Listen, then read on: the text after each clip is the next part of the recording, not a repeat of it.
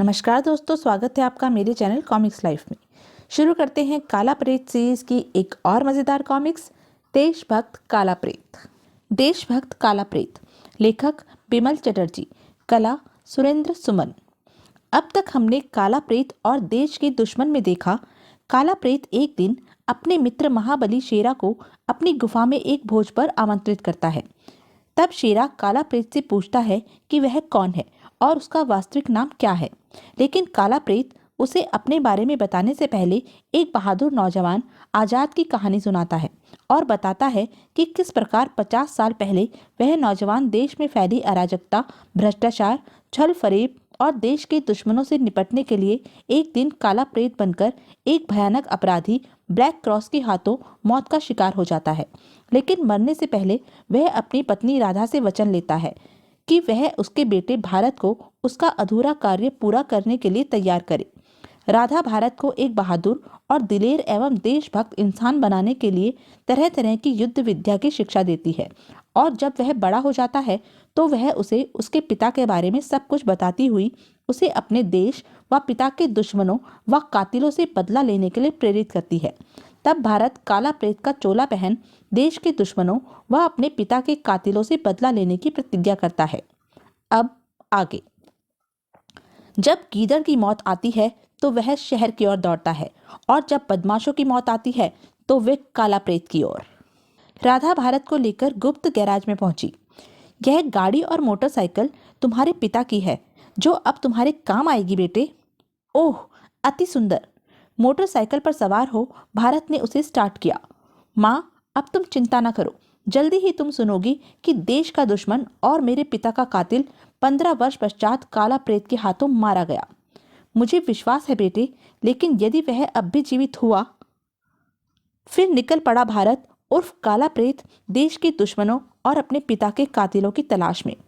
पहले मुझे अपराधी और बदमाशों की दुनिया में आतंक पैदा करना होगा ताकि यदि ब्लैक क्रॉस जीवित है तो वह काला प्रेत का नाम सुनकर बौखला उठे। एक बदनाम होटल के सामने पहुंचकर काला प्रेत ने मोटरसाइकिल रोकी। यह एक बदनाम होटल है, काफी कुछ सुन रखा है मैंने इसके बारे में, अतः शुरू यहीं से करना चाहिए। काला प्रेत होटल के भीतर प्रविष्ट हुआ। क्या तुम ब्लैक क्रॉस के बारे में कुछ बताने का कष्ट करोगे? Black cross? क्या मतलब? कौन हो तुम? मुझे भी जान जाओगे मिस्टर मैनेजर, लेकिन पहले मेरे प्रश्न का उत्तर दो। उत्तर हमसे लो दोस्त। हा हा हा। ब्लैक क्रॉस का पता तो नहीं, हाँ मौत का रास्ता जरूर बताएंगे। बदमाश चारों ओर से उस पर आक्रमण करने के लिए आगे बढ़े, परंतु तभी काला प्रेत के हाथ पैर एक साथ तेजी से घूमे। तो तुम ही उत्तर दो बच्चे। बदमाशों को संभलने का जरा भी मौका नहीं मिला। और तुम मौत का मार्ग बताने वाले, यह घूसा केवल तुम्हारे लिए। और कुछ क्षणों के पश्चात ही सारे बदमाश फर्श पर बेहोश पड़े दिखाई दे रहे थे। फिर काला प्रेत भयभीत मैनेजर की ओर पलटा। अब तुम्हारा क्या उत्तर है मिस्टर मैनेजर? क्या तुम्हारे साथ भी यही सलूक करना पड़ेगा? तुम इंसान नहीं, कोई शैतान मालूम पड़ते हो। हा हा हा। काला प्रेत शैतान तो है, लेकिन केवल तुम जैसे शैतानों के लिए। शरीफों के लिए तो केवल एक नेक दिल इंसान ही है। काला प्रेत नाम सुनकर मैनेजर आश्चर्य से चीख उठा। क्या? काला प्रेत? नहीं, ऐसा नहीं हो सकता। 15 साल बाद वह कहां से जिंदा हो उठा? अब बातों में समय मत नष्ट करो मिस्टर गंजू, वरना बालों के साथ साथ आज तुम दांतों से भी साफ हो जाओगे। समझ में नहीं आता कि तुम किस ब्लैक क्रॉस के बारे में पूछ रहे हो। मुझे तो कुछ नहीं मालूम। तुम ऐसे नहीं मानोगे। लो। काला प्रेत की 2-4 फौलादी घूसे खाकर मैनेजर फर्श पर लंबा पड़ गया।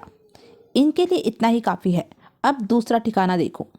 कुछ समय पश्चात उसने एक इमारत के सामने मोटरसाइकिल रोकी। फेयरबोर्ड फाइनेंस कंपनी। सुना है यहाँ कानून की नजरों में धूल झोंक कर अवैध जुआ खिलाया जाता है। जरा देखूं। मोटरसाइकिल से उतरकर काला प्रेत इमारत के भीतर प्रविष्ट हुआ। अरे, कोई डाकू लगता है। खबरदार, कौन हो तुम? भीतर कहाँ घुसे चले आ रहे हो? क्या चाहते हो? जवाब दो, वरना गोली मार दूंगा। तभी काला प्रेत का हाथ बिजली की सी तेजी से घूमा। बेवकूफ, कहीं शरीफों से भी इस ढंग से बात की जाती है? आह, मरा। भविष्य में काला प्रेत से इस प्रकार की गुस्ताखी की हिम्मत ना करना। बाप रे, काला प्रेत! इमारत के भीतर प्रविष्ट होकर काला प्रेत एक ऐसे कमरे में पहुंचा जहां एक लंबी चौड़ी मेज के पीछे एक मोटा व्यक्ति बैठा था। उसे देख वह मोटा घबरा उठा। कौन हो तुम और क्या चाहते हो? मुझे ब्लैक क्रॉस की तलाश है। क्या तुम उसके बारे में मुझे कुछ बता सकते हो? कौन ब्लैक क्रॉस? मैं किसी ब्लैक क्रॉस को नहीं जानता। नहीं जानते तो छोड़ो, यही बता दो कि यहाँ वह गुप्त तहखाना कहाँ है जहाँ अवैध जुआ खिलाया जाता है। जरूर पुलिस का कोई भेदिया है। क्या बकते हो? जानते नहीं यह फेयर फाइनेंस का ऑफिस है, किसी जुए का अड्डा नहीं। भागो यहाँ से।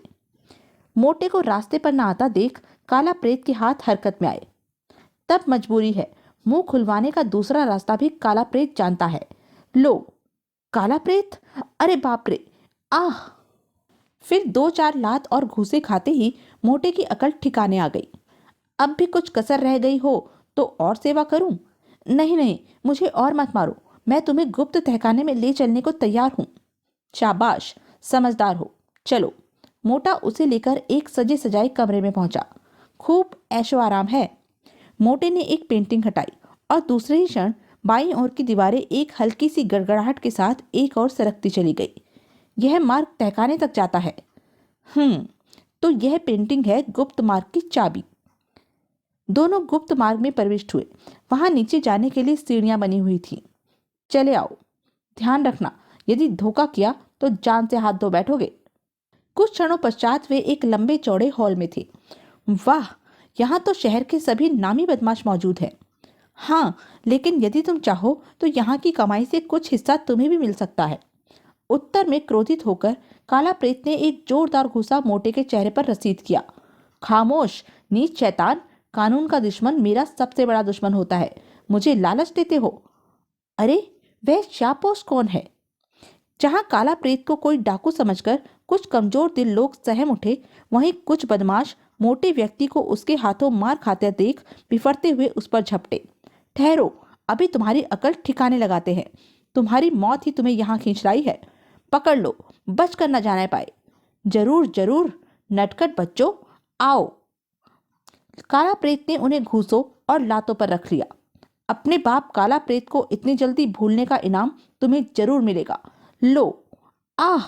उफ! और इससे पहले कि वे बदमाश पुनः उठकर उस पर दोबारा आक्रमण कर पाते, उसने फुर्ती के साथ अपने दोनों होल्स्टरों से रिवॉल्वर बाहर खींच लिए। खबरदार, अब कोई भी गलत हरकत करने की कोशिश न करे और सब एक कतार में खड़े हो जाओ, वरना ध्यान रहे, काला प्रेत माफ करना नहीं जानता। काला प्रेत? नहीं, काला प्रेत, काला प्रेत। जब सब एक कतार में खड़े हो गए, अब बताओ, तुम में से कौन ब्लैक क्रॉस के बारे में जानता है? छुपाने की कोशिश करना बेकार साबित होगा। मुझे नहीं मालूम, मुझे भी नहीं पता, और मुझे भी नहीं। जब कोई भी उसे ब्लैक क्रॉस के बारे में कोई जानकारी नहीं दे पाया तो ठीक है, कोई बात नहीं, एक ना एक दिन मैं उसे खोज ही निकालूंगा। लेकिन तुम लोग यह बात ध्यान से सुन लो, आज के बाद यहाँ या कहीं भी मैंने तुम्हें जुआ खेलते देख लिया तो तुम्हारी खैर नहीं। उफ! जान बची तो लाखों पाए। फिर वहां से निकलकर मोटरसाइकिल पर सवार होकर काला प्रेत अन्य बदनाम ठिकानों की ओर चल पड़ा। इस तरह लगातार काफी दिनों तक वह दिन रात ब्लैक क्रॉस की तलाश में बदनाम ठिकानों और इलाकों की खाक छानता रहा और बदमाश किस्म के लोगों से पूछताछ करता रहा। बताओ, ब्लैक क्रॉस कहाँ है? क्या जानते हो तुम उसके बारे में? मुझे कुछ नहीं मालूम। नाम सुना है लेकिन कभी काम नहीं किया उसके लिए।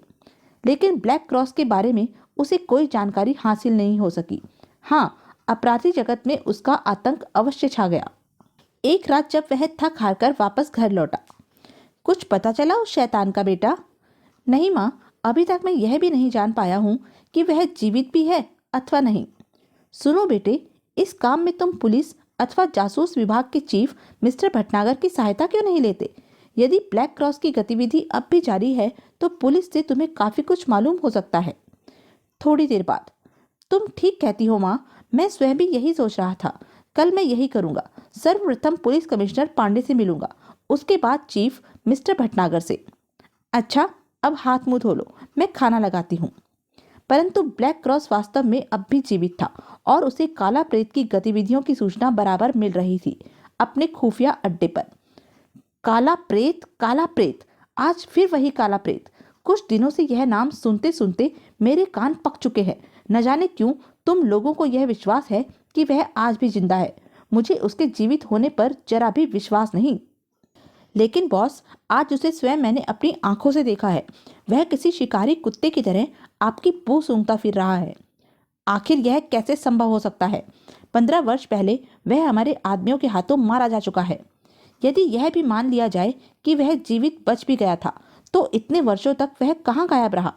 नहीं रॉकी, मुझे विश्वास नहीं होता कि वह जीवित है।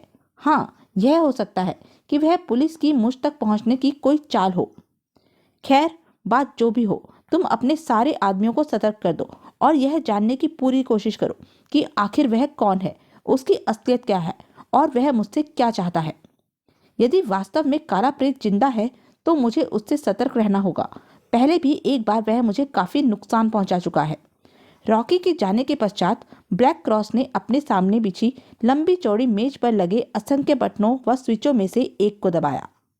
बटन के दबते ही सामने लगे टीवी स्क्रीनों में से एक तुरंत जल उठी और उसमें एक भयानक शक्ल सूरत के इंसान का चेहरा दिखाई देने लगा। Order boss. सुनो सैंडो, परसों रात हमारा माल किनारे पर लग रहा है। सावधानी से रिसीव कर लेना। खतरा काफी बढ़ गया है। अब हमें पुलिस से ही नहीं बल्कि काला प्रेत से भी सतर्क रहना होगा। न जाने कमबख्त कैसे जिंदा हो उठा है। ओह, लेकिन आप चिंता न करें। और कोई रिपोर्ट?